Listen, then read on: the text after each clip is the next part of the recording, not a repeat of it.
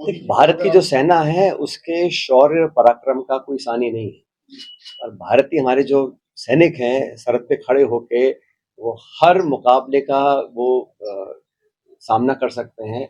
और मैं समझता हूँ कि हमारे दोनों तरफ एक चीन है, पाकिस्तान है, हमारी सेना का मैं समझता हूँ कोई दूसरा उदाहरण नहीं है दुनिया में। तो मुझे तो पूरा भरोसा है हमारे फौजियों के ऊपर और पूरा देश सेना के साथ खड़ा है।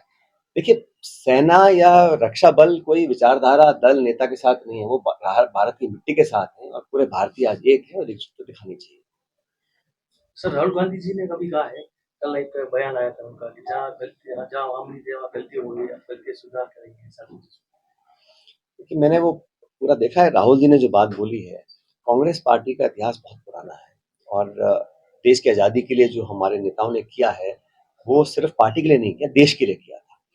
और ये तो राहुल जी का बड़प्पन है जो वो कहते हैं, जब वो इमरजेंसी लगी थी देश में, वो 4-5 साल की उम्र थी, लेकिन उन्होंने कहा कि मैं क्योंकि इंदिरा जी का पोता हूँ, इस नाते उन्होंने एक नैतिक ज़िम्मेदारी अपनी ली है और कहा है कि मैं उसको फेस करने को तैयार हूँ। लेकिन जो उन्होंने अभी एक रास्ता चुना है, आप सब जानते हैं कि कांग्रेस पार्टी में अभी पूरे पर देश भर के कांग्रेस जिलाध्यक्षों को उन्होंने दिल्ली बुलाया था, खड़गे जी ने, राहुल जी ने, हमने चर्चाएँ करी हैं और हम लोग अब पूरे देश में जिलाध्यक्षों को और ताकत देना चाहते हैं, उनकी कार्यशैली को और तीव्र बनाना चाहते हैं, संगठन को मजबूत हम कर रहे हैं, हमने अभियान चलाया है। संविधान में जो लोग 300 पार, 400 पार की बात करते थे, वो आज 240 पे अटक गए हैं और ये लोग कम लोग इस बात को जानते हैं कि ये 2 बैसाखियाँ जो हैं, नीतीश कुमार जी की और चंद्रबाबू नायडू जी की, जिस दिन इनमें से एक खिसक गई, कुछ भी हो सकता है। लेकिन कांग्रेस पार्टी क्योंकि प्रमुख विपक्षी दल है और राहुल गांधी नेता प्रतिपक्ष हैं, हमारी जिम्मेदारी बनती है कि हम अपने संगठन को और मजबूत करें। उस दिशा में लगातार काम चल रहा है।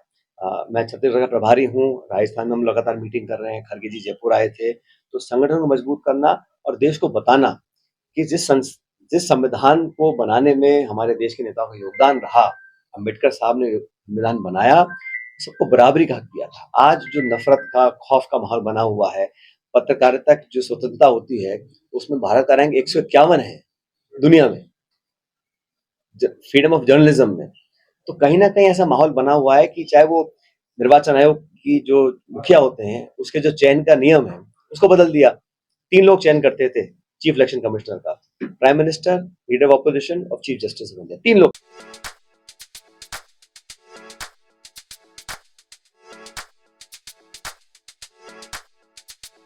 R&T ग्रुप ऑफ कॉलेजेस, यहाँ आपको मिलता है world class infrastructure in India, well equipped science laboratories, agriculture की यूनिक सीड लैब भी, digital library, computer lab with AI technology, digital board सभी छात्रों के लिए, ऑनलाइन स्टूडेंट्स के लिए पॉडकास्ट रूम भी अवेलेबल है। चित्तौड़गढ़ जिले और MLSU उदयपुर का एकमात्र एक्रीडेटेड कॉलेज। कोर्सेज हैं जिनमें BCA, BCom, BSc, bio, maths, agriculture, BA, B.Ed, BA, B.Ed, BSc, B.Ed, BSTC, MA, MSc, MCom।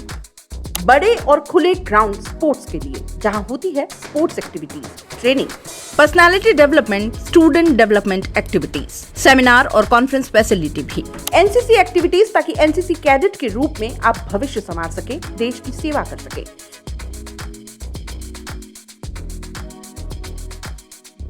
ये विजन है R&T and Vivekananda group of colleges के चेयरपर्सन डॉक्टर वसीम खान का। तो आज ही ज्वाइन करें R&T and Vivekananda group of colleges.